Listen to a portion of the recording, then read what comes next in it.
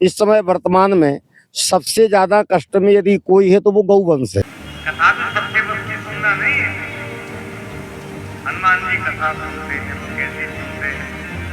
यत्र यत्र रघुनाथ कीर्तनम तत्र तत्र कृतमस्तकांजलिं वास्वारि परिपूर्ण लोचनम मारुतिं नमत राक्षसांतकम्। राम कथा सुनने को रसिया, राम कथा सुनने को रसिया, राम कथा सुनने को रसिया, राम लखन सीता मन बसिया। तो मैं नाच लिया, अब हर भजन में नाचे, इतने भजन गाए जाए कि नाचे ही लोग। कथा की गरिमा बनी रहे, भागवत की महिमा बनी रहे, नहीं तो आज सनातन धर्म के पीछे सब पड़े हुए हैं।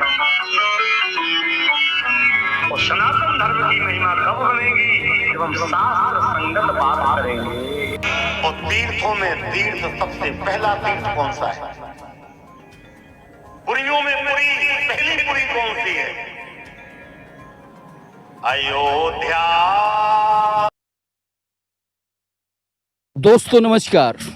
न्यूज 9 लॉन्चर सच है दिखेगा, नेशनल न्यूज 9 लॉन्चर 24 आवर्स चलने वाला न्यूज चैनल है।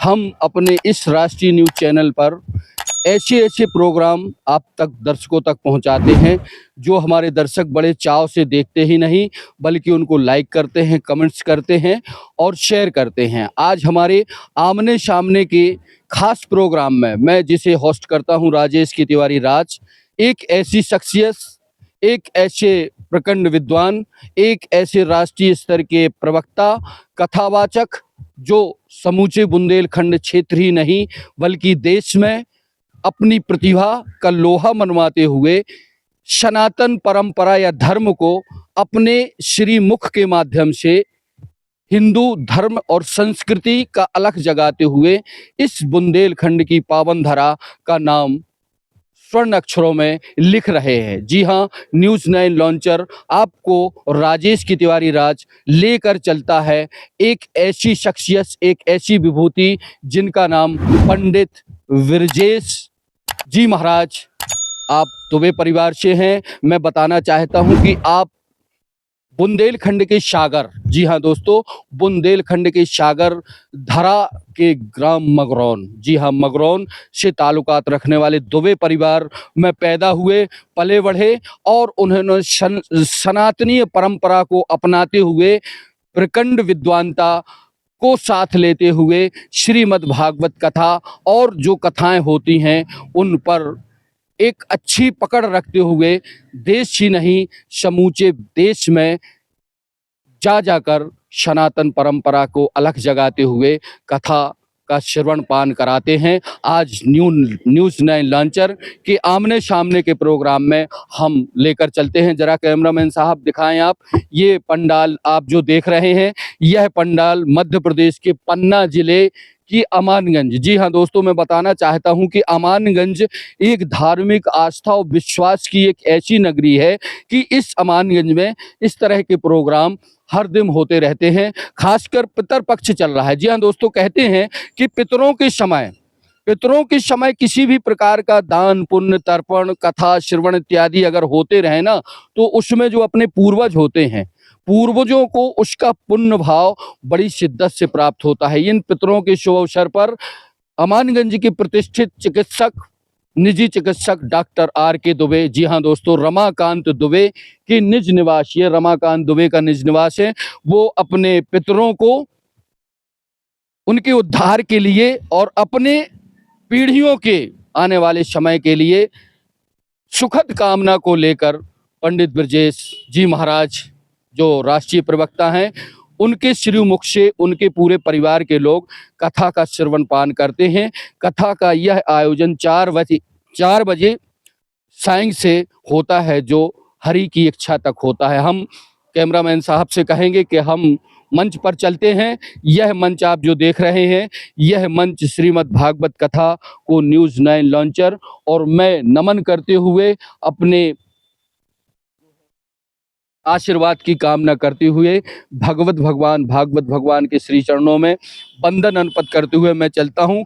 ये आप देख रहे हैं, ब्रजेश जी महाराज के लड्डू गोपाल हैं। इनका क्या नाम है महाराज जी? कुछ नाम रखाए हो?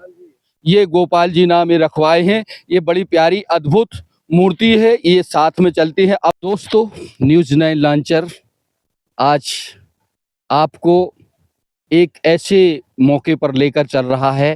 कहते हैं हिंदू धर्म, सनातनी धर्म में एक परंपरा है कि जो पितर होते हैं वो 15-16 दिन इस पृथ्वी पर अपने परिवारों को, अपने बच्चों को आशीर्वाद देने के लिए अपने लोक से पदार्पण करके इस लोक में आते हैं। और यह एक 15 दिन से 16 दिन का एक ऐसा पर्व होता है कि इसमें अगर किसी व्यक्ति ने, परिवार ने या उसके मुखिया ने अपने पूर्वजों को याद कर लिया या उनका तर्पण कर लिया, तो वह अपना जीवन ही नहीं, आने वाली पीढ़ियों का जीवन भी बहुत अच्छे से उसका संपन्नता गुजर जाता है। साथ ही इन पितरों का एक बड़ा बहुत अच्छा महत्व है। आज न्यूज़ 9 लॉन्चर, मैं राजेश की तिवारी राज, आमने सामने के प्रोग्राम में मैं लेकर चल रहा हूँ पंडित ब्रजेश जी महाराज जी के पास। जी हाँ, ब्रजेश जी महाराज का मैंने अभी आपको प्रेजेंटेशन दिया।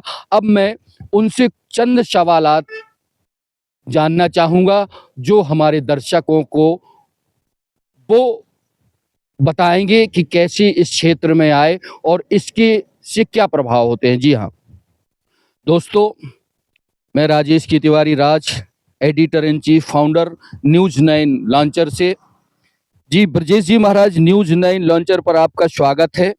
स्वागत करते हुए हम आपसे चंद सवालात आमने सामने के अपने खास प्रोग्राम में पूछना चाहेंगे, जिससे अपेक्षा है कि आप हमारे प्रश्नों का जवाब बड़े ही संजीदगी से, बड़े ही खुशनुमा माहौल में हमें बताएंगे, जिससे हमारे चैनल के लाखों करोड़ों दर्शक तक आपकी आवाज़, आपकी बात पहुंच सके। तो मेरा सबसे पहला सवाल यह है कि ब्रजेश जी महाराज, बतौर आप श्रीमद् भागवत कथाओं में क्या क्या, कौन कौन सी कथाएं करते हो, क्या उपाधि है, क्या जो मैंने बोला कि राष्ट्रीय प्रवक्ता हैं ये सही है, और कहाँ से बिलोंग करते हो, कब आपका इस क्षेत्र में आगमन में पदार्पण होता है? जी ब्रजेश जी महाराज। धन्यवाद तिवारी जी, बड़ा अच्छा लगा है आपसे मिलकर के।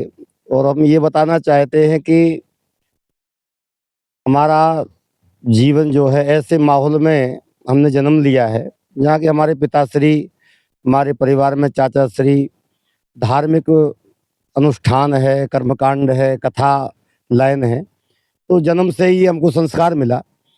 और इसके बाद जो है सागर में सबसे प्रथम पूज्य गुरुदेव श्री गोविंद प्रसाद शास्त्री जी के यहाँ व्याकरण की शिक्षा ली। तदुपरांत अयोध्या और इसके बाद वृंदावन विद्वानों के बीच में रह कर के उनसे जो प्रसाद मिला वह समाज तक पहुंचा रहे हैं।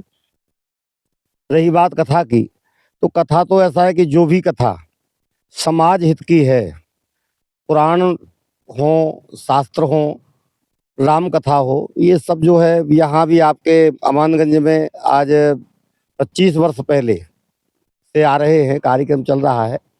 तो समाज का उत्थान किस प्रकार से हो, ये कथा का मेन उद्देश्य है। सनातन गौ सेवा, सनातन धर्म क्या है, इसके बारे में लोगों तक संदेश भेजना। दोस्तों, बहुत अच्छी बात की मैं आज से 25 वर्ष पुरानी याद दिला दी ब्रजेश जी महाराज ने। मैं छोटा हुआ करता था, मैं भी इसी गांव से बिलोंग करता हूं। तब से मैं आपकी कथा का एक प्रशंसक रहा हूं। आप हमारे यहाँ 25 साल पहले आए थे और बड़े बृहत स्तर पे कथा का आयोजन किया था आपने, और साथ में भोलेनाथ का भी पार्थिव शिवलिंग का निर्माण भी कराया था। तो जैसे आपने बताया कि समाज में कथा के माध्यम से एक सनातन परंपरा का जो उद्देश्य होता है वो पहुंचता रहे, जिससे समाज का कल्याण हो। जी ब्रजेश जी महाराज, थोड़ा सा मैं जानना चाहता हूं कि आप कहाँ से बिलोंग करते हैं और आपका कथा के अलावा क्या है। जैसे अभी आपने बताया कि गौशाला भी आप करे हैं, तो गौशाला आप कहाँ करे हैं, कितनी गौएं हैं आपके गौशाला? गौशाला श्री साकेत गौशाला संस्थान, जो कि सागर जिले में ही गणेशगंज स्टेशन साहेबपुर मगरौन, जो कि हमारी जन्मभूमि भी है, वहाँ पर 2010 से प्रारंभ किया गया है। छोटा सा आश्रम था पहले, तो कथा के माध्यम से लोगों से आह्वान किया कि गौशाला केवल उपाय नहीं है, परंतु घर घर में एक हिंदू एक गाय की स्थिति बने। और हमारे लिए भी प्रेरणा संतों से मिली, तो गौशाला प्रारंभ की छोटे स्तर से, और आज वर्तमान में 550 से ज़्यादा गौ माता जो रोडों पर बैठी रहती हैं, अधिकांश वही गाय हैं, तो उनकी सेवा हो रही है। और साथ साथ में गौ सेवा के साथ साथ जन सेवा। क्या है सेवा? सेवा का मतलब जो है, भज सेवायाम धातु से भजन बनता है, सेवा ही भजन है। चाहे जन सेवा हो जाए, दीन दुखियों की सेवा हो जाए, गौ सेवा हो जाए। इस समय वर्तमान में सबसे ज़्यादा कष्ट में यदि कोई है तो वो गौवंश है। आप देखेंगे जहाँ से जाएंगे तो रोडों पर हजारों गाय बैठी रहती है, तो उनको कैसे बचाया जाए, तो उस हिसाब से गौ सेवा चल रही है। और ये देखिए ना, ब्रजेश जी महाराज ने भी यही बात आज हमसे साझा की। न्यूज़ 9 हरदम ये बात साझा करता है, कहता है कि अगर इस जमाने में, इस कार्यकाल में विदिन 10 से वर्षों की जो गौ की दुर्दशा है, वो पंडित ब्रजेश जी शास्त्री भी कहते हैं। साथ ही देखिए ना, बिना शासन के सहयोग से आप मगरौन में अपना एक साकेत नाम का गौशाला संचालित कराते हैं, और सरकार से, मुझे कुछ जानकारों ने बताया कि सरकार से आप किसी भी प्रकार की कोई मदद नहीं लेते। आपकी गौशाला में लगभग आवारा जो सड़कों पे गाय घूमती रहती हैं, गाय माताएं, वो 500 के लगभग, वो बात बढ़िया व्यवस्थित पंखे में, अच्छा पोषित भोजन, चिकित्सियों की देख रेख में गायों का पालन पोषण गौ सेवा के माध्यम से आप कर रहे हैं। बहुत बड़ी पहल है। शासन को चाहिए कि ऐसे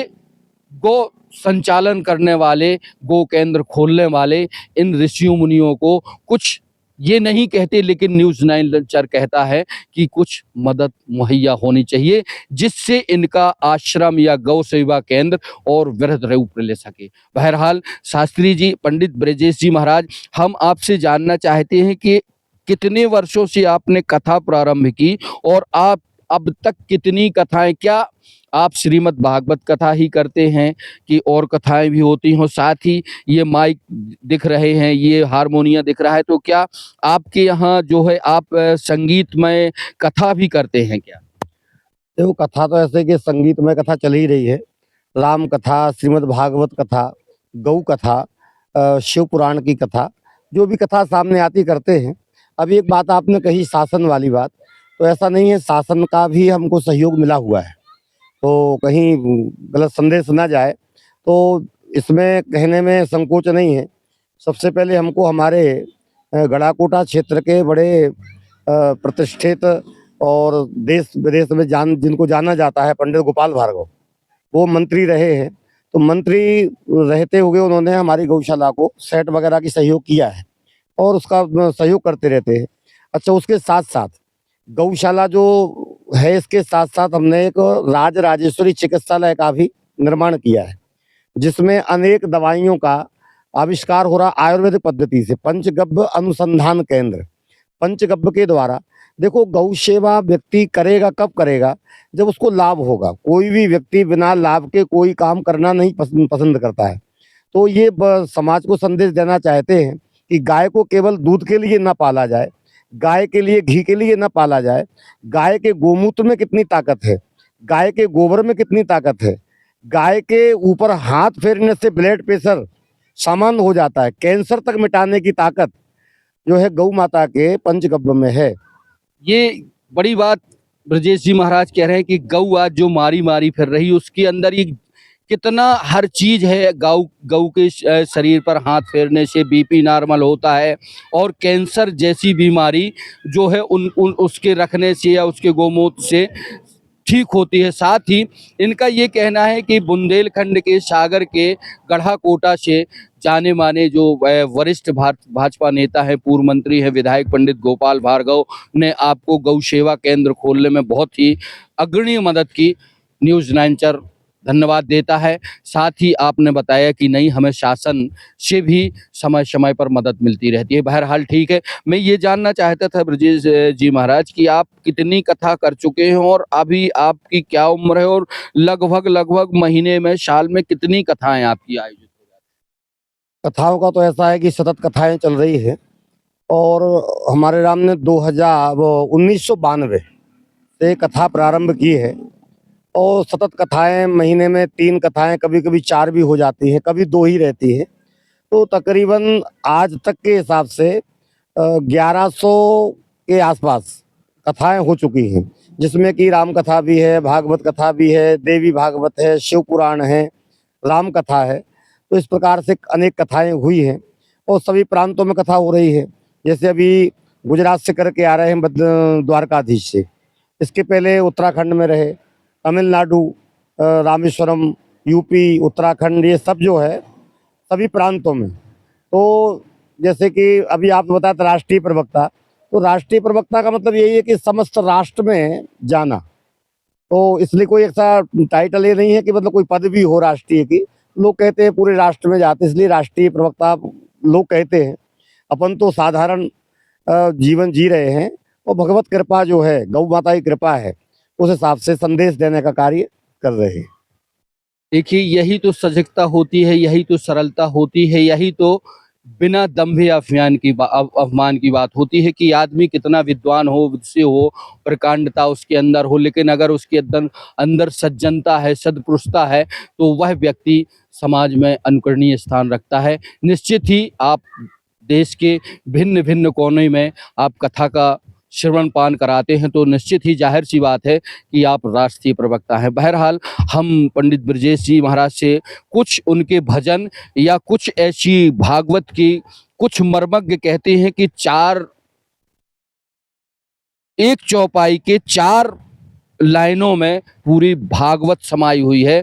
तो मैं जानना चाहता हूँ ब्रजेश जी महाराज आपसे कि वो कौन सी श्लोक है जिसमें श्रीमद् भागवत समाया हुआ है, और कौन सा ऐसा भजन है जो आपको सबसे अच्छा लगता है और जिसे आपके दर्शक बड़े चाव से सुनते हैं। तो तीर्थों में तीर्थ सबसे पहला तीर्थ कौन सा है? पुरियों में पहली पुरी कौन सी है? अयोध्या। इस लोग बोलोगे क्या? आप बोलो तो बताओ। अयोध्या, मथुरा, माया, काशी, कांची, अवंतिका, पुरी, द्वारावती चैव सप्तैते मोक्षदम्। पहली अयोध्या है। अवधपुरी निज धाम कहिए, निकट सरयू गंगे, दशरथ नंदन मधुर भंजन, सिया राम जी पूरन ब्रह्म, सीता राम जी पूरन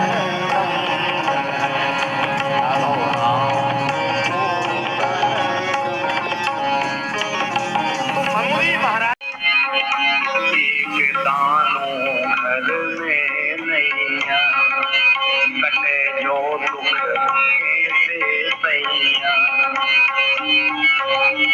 रामा जी बोले, खाली हाथन जय हो प्यारी, के कृष्ण कन्हैया। खाली हाथन जय हो प्यारी, कन्हैया, तुझे काकर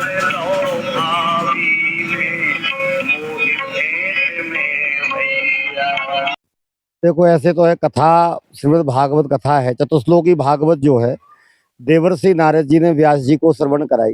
ये मूल में भगवान श्री नारायण के द्वारा ब्रह्मा को प्रदान करी गई। तो ब्रह्मा के द्वारा देवर्षि नारद, नारद के द्वारा श्री व्यास जी को चतुश्लोकी भागवत में समस्त बीज कहना चाहिए, तब तो छुपा हुआ है।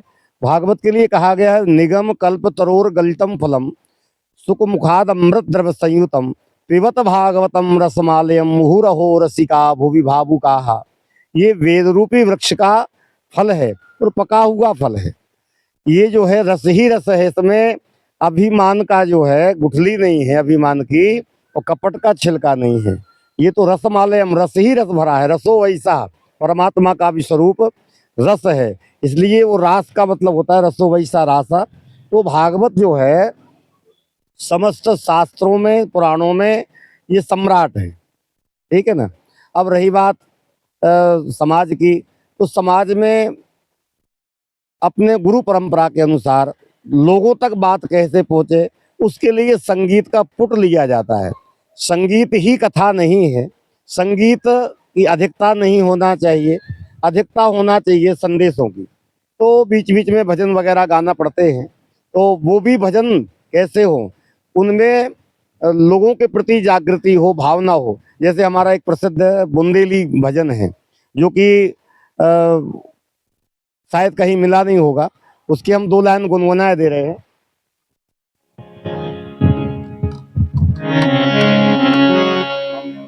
ओ बरेदी बना देते नहीं तो राम जन्म ही न देते।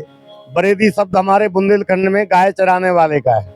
तो भाव जगा, ग्वालन के संग साथ चरा लाते गैया, ग्वालन के संग साथ चरा लाते गैया, कालिंदी कूल कदम्बन की छैया, उतई बैठ के कलेवा कर लेते नहीं तो राम जन्म ही न देते।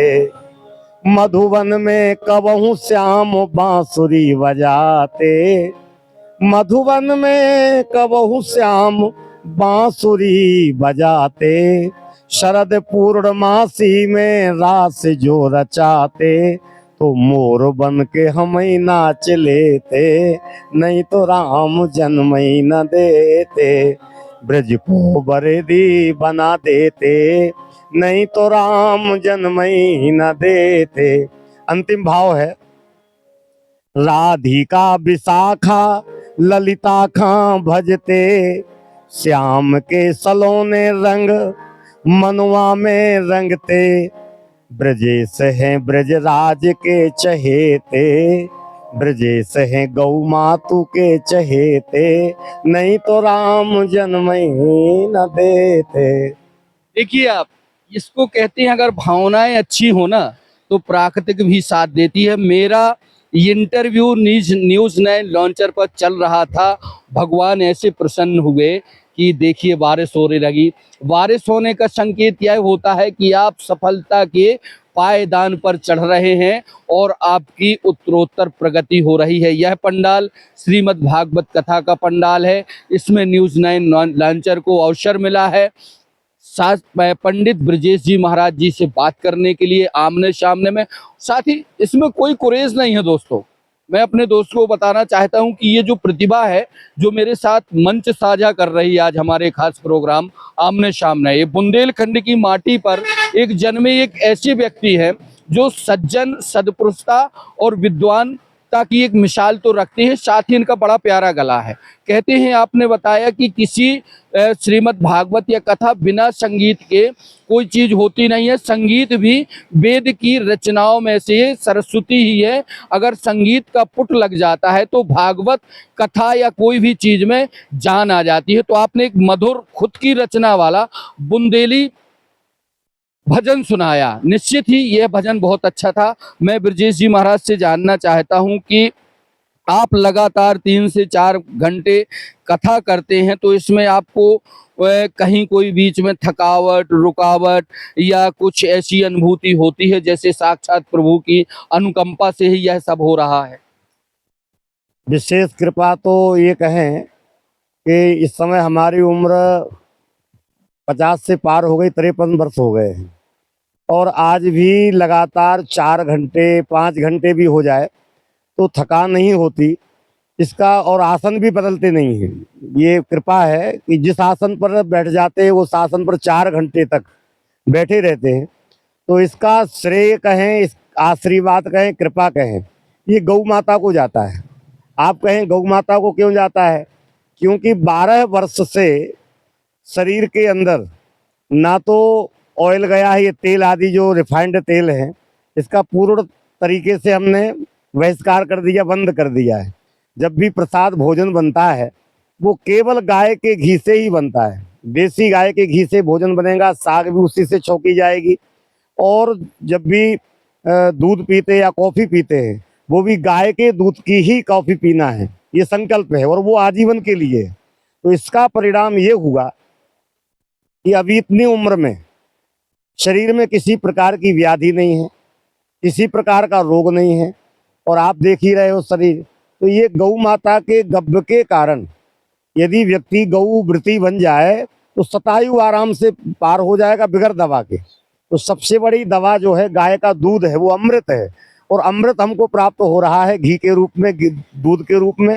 ये गौ की कृपा है। समाज को भी हम ये संदेश देना चाहेंगे, हर मंदिरों को गौवृत्ति बना दिया जाए। अभी अभी एक बहुत बात चल रही है, बालाजी मंदिर में गो मांस की चर्बी पाई गई और कुछ ऐसे वो कौन सा तेल पाया गया, ऑयल, मछली का तेल। तो हम भी बताना चाहते हैं, समाज को संदेश देना चाहते हैं, ये जब हमको मालूम पड़ जाए कि हम शाकाहारी हैं तो मांसाहार कोई रख देता है तो हम क्या उसको खाएंगे? नहीं खाएंगे। शेर के सामने घास रख दो, नहीं खाएगा। तो ठाकुर जी तो बिना आंखों के देखने वाले हैं। तो हम आपसे पूछना चाहते, क्या भगवान बालाजी वह लड्डू खाते होंगे? वो तो सब देख रहे जान रहे हैं कि लड्डू में चर्बी है, मछली का तेल है। तो ठाकुर जी तो पाएंगे नहीं, और पाएंगे नहीं तो प्रसाद होगा कैसे? शब्द प्रसाद का जुड़ा है ना, प्रसाद मतलब प्रामानी परमात्मा, सामानी साक्षात, दामानी दर्शन। प्रसाद साक्षात परमात्मा का दर्शन है। तो हम नहीं मानते कि वो भोग भगवान पाते होंगे, और भगवान ने जब पाया नहीं तो वो प्रसाद नहीं बना। तो उसको हम संदेश देना चाहते हैं कि मंदिरों से प्रसाद जो बिक रहा है उसको ना लिया जाए, अपना फल फूल ले जाएं, उसी को प्रसाद माने। क्योंकि कितनी एजेंसियां हैं जो हमारे सनातन धर्म को भ्रष्ट करने में लगी हुई हैं। यहाँ भी लगता है ऐसे एजेंसियों का हाथ है। इसलिए हर मंदिरों को गौव्रत बना दिया जाए, चाहे अमानगंज जी के हों चाहे पन्ना के हों। यदि संदेश जा रहा है पूरे भारत में तो चाहे भले ही एक पाव दूध मिल जाए, केवल ठाकुर जी को दूध पिला दो, ठाकुर जी प्रसन्न होंगे। वैसे भी बाल्यावस्था से माखन मिश्री से ही प्रसन्न हुए हैं। तो गाय पालो, हर मंदिर में गाय होना चाहिए, देसी वेद लक्षणा गाय होना चाहिए। और उसी का गब्ब, चाहे हलवा बना दो, गाय का घी कम डाल दो, चाहे दूध की खीर बना दो। ज़्यादा मिठाई की ज़रूरत नहीं है। हम तो कहते हैं कि मंदिर के आसपास जितनी मिठाई की दुकानें हैं उन सबको बंद कर देना चाहिए। बहुत बड़ी बात की ब्रजेश जी महाराज ने कि मंदिरों की, ये न्यूज़ 9 पर बोले हैं आप। जी हाँ, कि मंदिरों में जो प्रसाद मिलता है वो प्रसाद नहीं लगाना चाहिए, आप अपने से प्रसाद लेके लगाएं और चढ़ावा। वो भी उन्होंने उसके कारण भी बताया। ये एक बहस या जांच का विषय है, इस पे नहीं हम जाना चाहते। हमारा प्रश्न आपसे ये है कि वर्तमान परिवेश में कथा एक ऐसा क्वेश्चन है कि शायद आपको थोड़ा सा वो लगे, लेकिन मैं पहले क्षमा मांगता हूं। आज कथा को कथावाचकों ने एक व्यवसाय बना दिया है।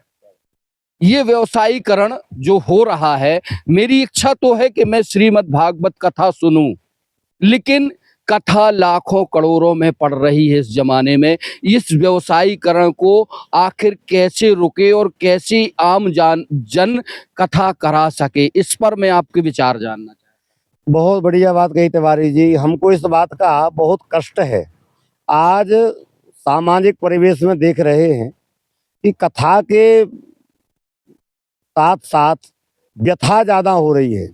सबसे पहले हमको सुधरना पड़ेगा, कथावाचकों को सुधरना पड़ेगा। क्या समाज में आप क्या भेज रहे हो कथा के नाम पर?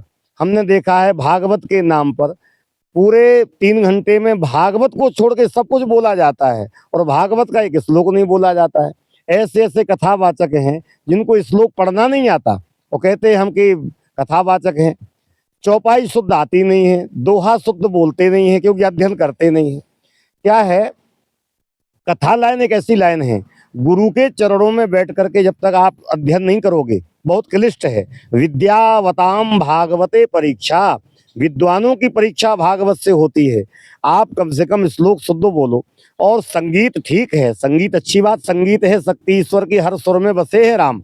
रागी जो सुनाए रागनी रोगी को मिले आराम। लेकिन फूहड़ संगीत, समाज को नचाने के चक्कर में यदि आप ऐसे ऐसे गीत गाते हैं जो कि अशोभनीय हैं, आज समस्त समूचा ब्राह्मण समाज निंदा का पात्र बन रहा है कुछ लोगों के कारण। इसलिए हम संदेश देना चाहेंगे आपके चैनल के माध्यम से, आचार्यों से, ब्राह्मणों से, कथावाचकों से निवेदन है, श्लोक शुद्ध करें। शुद्ध या तो श्लोक बोले मत, बोलें तो शुद्ध बोलें। कम से कम हनुमान जी महाराज आपकी कथा में सबसे पहले बुला लेते हो आप। हनुमान जी बैठे हैं, हनुमान जी क्या क्या सोचेंगे कि हम कथा सुनने आए थे, यहाँ व्यथा चल रही है, यहाँ सास बहू की कथा चल रही है, यहाँ टोटकाबाजी चल रही है। शिव पुराण का नाम है और टोटका पूरे 7 दिन चल रहे हैं। देखिए ना, अब जब बात छिड़ी है तो यह इंटरव्यू थोड़ा सामने सामने लंबा जाएगा। जी हाँ, इशारों इशारों में ब्रजेश जी महाराज कहीं ना कहीं पंडित प्रदीप मिश्रा जी को घेर रहे हैं कि शिव पुराण की कथा हो रही है और काम टोटके के हो रहे हैं। तो मैं ये कहना चाहता हूं कि पंडित प्रदीप मिश्रा की सर जो सीहोर वाले महाराज हैं, उनकी कथा में लाखों करोड़ों लोग जाते हैं और कहते हैं उनको आराम मिलता है। तो क्या शिव पुराण में जो बताते हैं, शिव पुराण आपने पढ़ी होगी, की होगी, क्या उसमें यह सब उल्लेख है क्या महाराज जी? नहीं, उसमें नहीं है।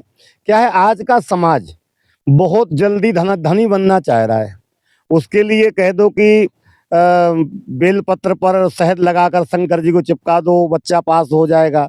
तो ये कहाँ तक सत्य है? रही बात कहीं कहीं टोटका के चक्कर में, समय जब आता है, समय से पहले भाग्य से ज़्यादा कोई चीज़ प्राप्त नहीं होती।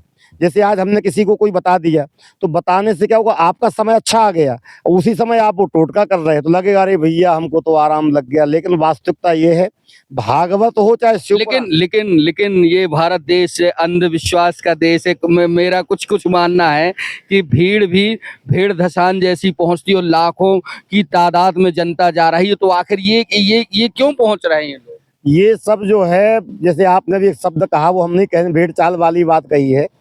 क्या होता कि एक व्यक्ति को आराम लगा, एक ग्लैमर है जो भी कहें आप, तो वो 10 को ले जाएगा, 10 को देख करके 50 लोग जाएंगे। अब 50 लोग जाएंगे, 100 लोग जाएंगे। यदि आपको बुखार आया है, एक बात ध्यान रखना, तो निश्चित है कि बुखार की भी एक सीमा होती है। आप दवा नहीं भी लेंगे तो भी आपका बुखार उतरेगा संयम से। इसी प्रकार हम टोटका कर रहे हैं और धीरे धीरे वो समय तो आ ही रहा था, तो वो समय आपका, हाँ इतना जरूर है, इस बात को हम मानेंगे कि टोटका के चक्कर में शिव जी की पूजा होने लगी है। ये तो हम सकारात्मक बात है।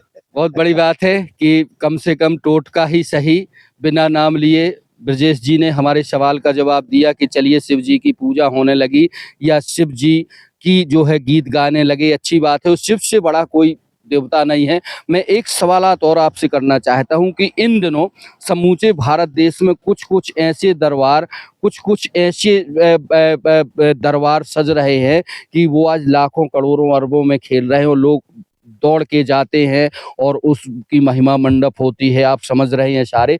तो ये कहाँ तक सही है? आदमी आखिर क्यों इस तरह का भटक रहा है? क्यों वो इस तरह के लोगों के उसमें फितूर में आ रहा है? अब देखो, प्रश्न बड़ा क्लिष्ट कर दिया है आपने।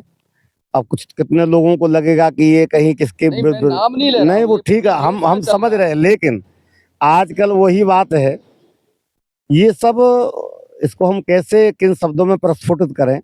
हमने देखा है कभी कभी आपको रास्ते में चलते हुए ऐसे लोग मिल जाते हैं कि आप इतने भाई हो, आपकी एक बहन खत्म हो गई।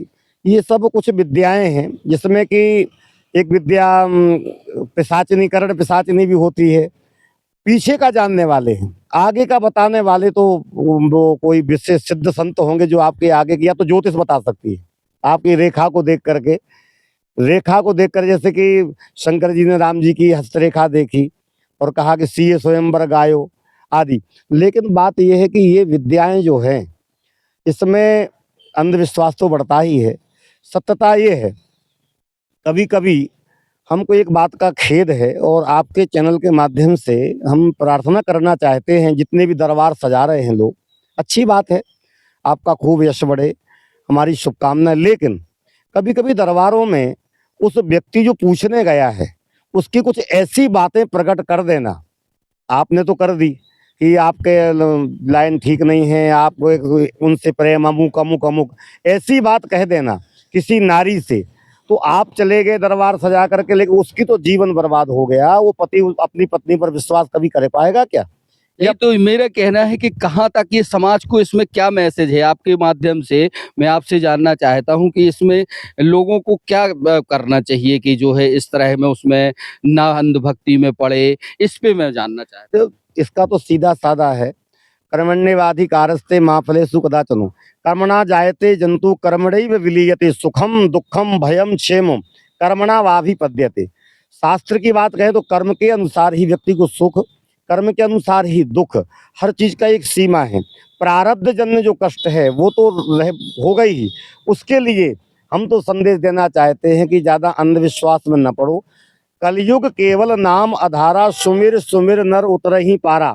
भागवत भगवान की गर्जना है, यत फलम नास्ति तपसा न योगेन समाधिना तत्फलम लभते सम्यक कलौ केशव कीर्तनात्। केवल भजन ही सार है, केवल हरेर नाम हरेर नाम हरेर नामैव केवलम कलौ नास्तेव नास्तेव नास्तेव गतिरन्यथा। सत्कर्म करो, तुम्हारा कोई बिगाड़ नहीं कर सकता।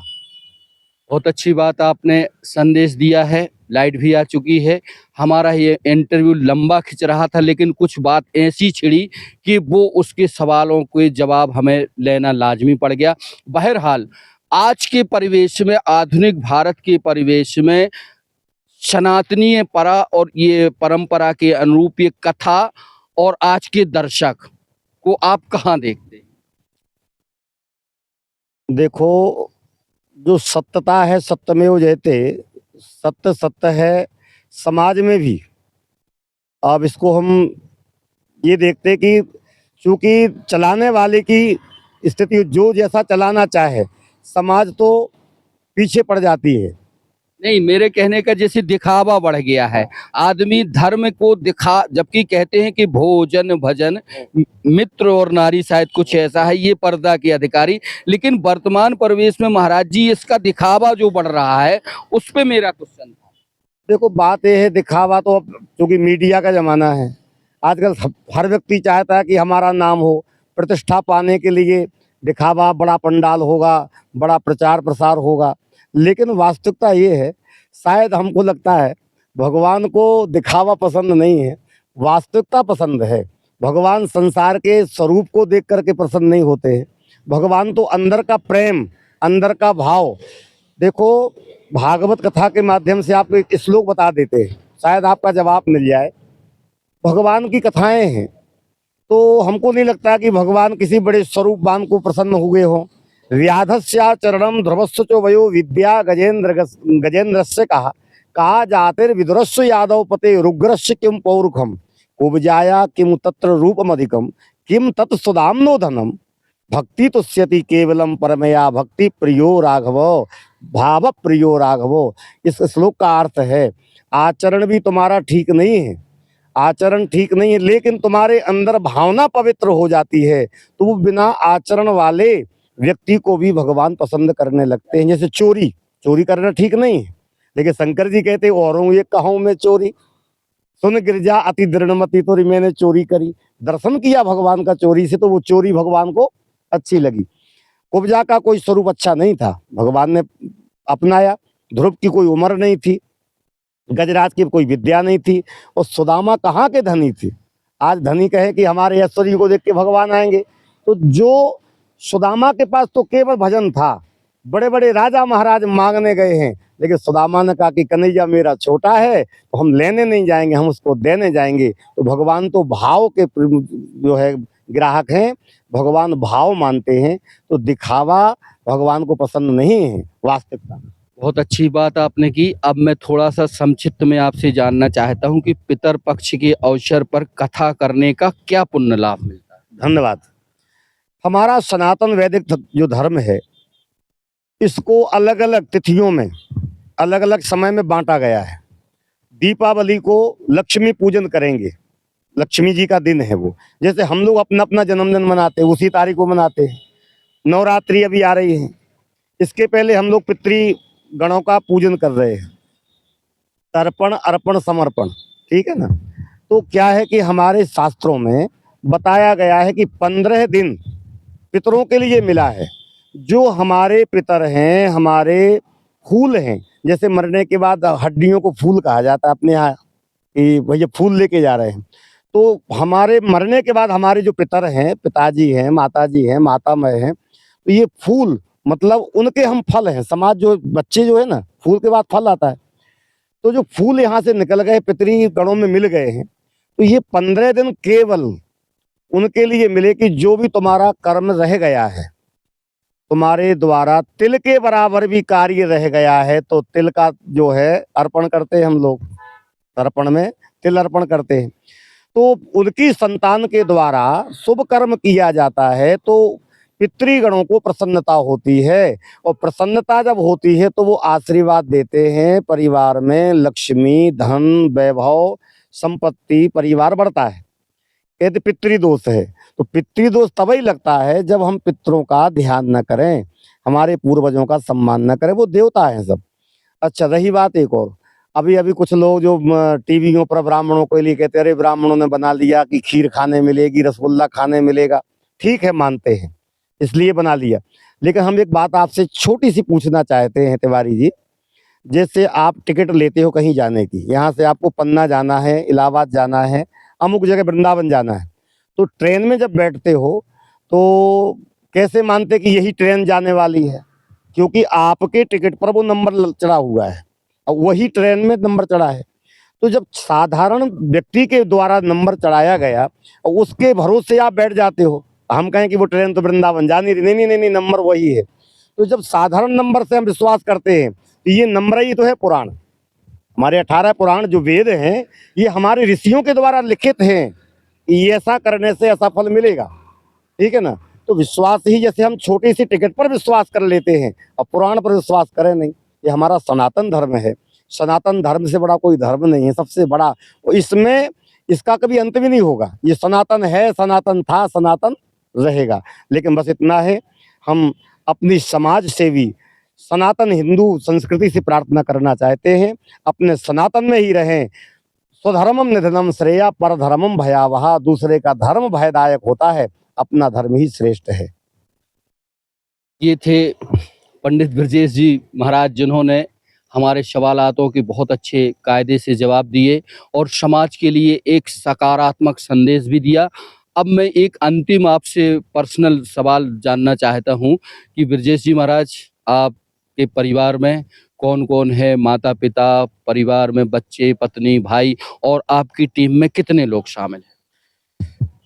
हमारा परिवार भरा पूरा परिवार है। जैसे कि हमारे पिताश्री इस समय कृपा है 88 वर्ष की उम्र हो गई है और अभी भी बिना चश्मा लगाए पंचांग देखते हैं, और विवाह आदि पढ़ना, सत्यनारायण की कथा करना, इतनी उम्र में भी स्वस्थ हैं। माता जी 80 वर्ष की हैं, उनके ऊपर भी गौ माता की कृपा। 5 बहनें हैं हमारी, 5 बहनें सब स्वस्थ हैं, बढ़िया परिवार से जुड़े हैं। और 3 भाई हैं। एक भाई हमारे साकेत गौशाला का देखरेख भी करते हैं, मजले भाई मुकेश नाम है। छोटे भाई जो हैं कौशल दुबे, वो साथ में तबला बजाते हैं। और कौशल दुबे जो हमारे हाँ हाँ हाँ, तो ये जो है साथ में ही हैं। और इसके बाद जो है हमारे राम, तो हमारे 2 बच्चियां हैं। एक अभी यूनिवर्सिटी में पढ़ रही है, एक छोटी है। और ये परिवार है। आपकी हाँ पत्नी, हाँ हाँ गृहिणी? हाँ गृहिणी हैं। और दोनों जो बहुएं हैं वो भी गृहिणी हैं। कभी कभार ये होता है कि कोई व्यक्ति होता, वो घर घर में खुद कुछ कहानी हो जाती है, आप लगातार कथाएं करते हैं, जाते हैं, तो मिसअंडरस्टैंडिंग का कुछ ऐसा आया आपकी और आपकी धर्मपत्नी जी के बीच में कि आप लगातार बाहर रहते हैं, जिससे कुछ परिवार में, बच्चों में या पत्नी में ये थोड़ा सा ये मैजिक सवाल था। देखो एक बात कहें आपसे, गृहिणी गृह मुच्यते, चूंकि व्यक्ति का जीवन गृहिणी से धर्म पत्नी कहलाती है। आपकी पत्नी हो चाहे हमारी पत्नी हो, हर कामयाब व्यक्ति के पीछे पत्नी का हाथ होता है, ये 100% सत्य है। जैसे कि पत्नी चाहे तो घर को स्वर्ग बना देवे और पत्नी चाहे तो घर को नरक बना देवे, तो हमारे पीछे भी हमारी पत्नी का हाथ है, जिनके कारण जैसे हमारे राम ने 12 साल पहले गौशाला का निर्माण चालू किया, तो कथा में जो भी मिला सब लगाते रहे गौशाला में। एक राजराजेश्वरी मंदिर बनाया, उसमें कोई चंदा नहीं लिया गया, और आज ऐतिहासिक मंदिर बना है जो कि शायद भारत में कहीं नहीं मिलेगा। आप कभी आए, 9 अंक से पूरा बना हुआ है और 81 मूर्ति, वो भी 9। तो इतना बड़ा जितना भी हमारे पास आया, जो बचा तो परिवार में लगाया। तो हमको कभी ये नहीं कहा गया कि ये काम न करो, धर्म न करो। तो वो भी बड़ी धार्मिक है और संभवतः इसको कहने में हमको संकोच नहीं होगा कि जितना पूजन हम नहीं कर पाते, इतना पूजन वो करती है। ये बहुत बड़ी बात है, किसी भी की सफलता के पीछे पत्नी का हाथ होता है। निश्चित ही आप भाग्यशाली हैं कि आपके 50 प्लस होने के बावजूद भी आपके मम्मी पापा हैं, साथ ही आपका भरा पूरा परिवार है जो आपके कंधों से कंधा मिलाकर आपका साथ देता है। बस अंतिम क्वेश्चन महाराज जी, कथा के लिए कहते हैं कि कुछ पैसा होना चाहिए, आप कथा करते हैं, क्या आपकी कोई फीस वगैरह होती है? क्या है, आप जैसे कोई व्यक्ति, सामान्य व्यक्ति है, वो सोचता है कि यार हम ब्रजेश जी महाराज की अब ये इंटरव्यू चलेगा तो कई फ़ोन आएँगे, को सोचेंगे आदमी के तिवारी जी ने के संबंध है, तो तिवारी जी हमें ब्रजेश जी महाराज की कथा करानी है, तो मैं उनसे क्या बोलूँ? क्या फीस कुछ रहता है ऐसा शुल्क या आपका जो सुविधा जो ये थोड़ा-सा बताएँ? अभी तक चूँकि अभी तो आपका इंटरव्यू जो है समूचे भारत में जाएगा, बाहर भी जाएगा। तो हो सकता है और का पक्का ही है कि जो कथा करा चुके हैं वो भी सुनेंगे। तो जो बात स्पष्ट कर दें, इसमें कोई हमारी फीस नहीं है। हाँ, जो व्यवस्थाएँ हैं हमारे साथ में, वो अन्य 7-8 लोग रहते हैं, संगीत कलाकार भी हैं, आचार्य पंडित जी भी हैं, उन सबका परिवार इसी से चलता है, क्योंकि दूसरा काम 7 दिन के लिए आ गए और कोई काम तो करना नहीं है। तो उनका ज़रूर निश्चित रहता है कि चलो इनका इतना-इतना इनको देना है जजमान से। रही बात अपने स्वयं की, तो अभी तक संभवतः वो ये नहीं कह सकता कि हम इतना ही लेंगे, पंडित महाराज जी की इतनी विदाई होती है। हाँ, इसमें अपने देख कर के लोग करते हैं, तो कहीं-कहीं कल्पना से भी ज़्यादा हो जाता है और कभी-कभी कल्पना से कम रह जाता है। तो हमको लगता है कि उसमें ज़्यादा मिल गया तो इसमें कम है, तो दोनों को जब मिला देते तो आधा-आधा करके व्यवस्था हो जाती। बड़े ही खुशनुमा माहौल में आमने-सामने न्यूज़ 9 लंचर पर ये बात थी। हम बहुत-बहुत आभार व्यक्त करते हैं ऐसी महान विभूति पंडित ब्रजेश जी महाराज, जो राष्ट्रीय प्रवक्ता हैं, पन्ना के अमानगंज में दुबे परिवार में पितृ अवसर पर, पितृ पक्ष के शुभ अवसर पर आप कथा कर रहे थे, हमें समय दिया। हम बहुत-बहुत अपने दर्शकों को आपकी पूरी बात, आपके हमारी स्क्रीन पर आपकी छोटी-छोटी फुटेज भी हम अपने प्यारे दर्शकों को बताएंगे कि आप जब कथा व्यास गादी पे बैठते हैं तो आपकी टीम के द्वारा जो संगीत के माध्यम से जो स्वर लय ताल छेड़ी जाती है वो भी हम आपको सुनाएंगे, बताएंगे। बहरहाल राजेश के तिवारी राज को न्यूज़ 9 लॉन्चर पर इजाज़त दीजिए, देखते रहें, बने रहें। साथ ही ब्रजेश जी महाराज आपका शुक्रिया, आपने हमें समय दिया और हमारे दर्शकों को बहुत कुछ ऐसी चीज़ें बताई, साथ ही प्रसादम से लेकर देश में चल रहे कुछ ऐसे जो है उनके नाम नहीं लेना चाहता, तमाम चीज़ें बहुत अच्छी की। निश्चित ही यह इंटरव्यू आमने-सामने हमारे दर्शकों को अच्छा लगने वाला है। निवेदन है कि इस इंटरव्यू को अगर आपको अच्छा लगा हो तो आप शेयर करें, लाइक करें, कमेंट्स करें, जिससे हमें आपके जो है कमेंट्स के माध्यम से पता चल सके कि इस इंटरव्यू में अगर कुछ पूछना बाकी था तो नेक्स्ट कभी किसी और से बात हो तो वो भी हम आप तक पहुंचा सकें। बहुत-बहुत शुक्रिया, नमस्कार। एक दानों घर में नैया, कटे जो दुख कैसे सैया।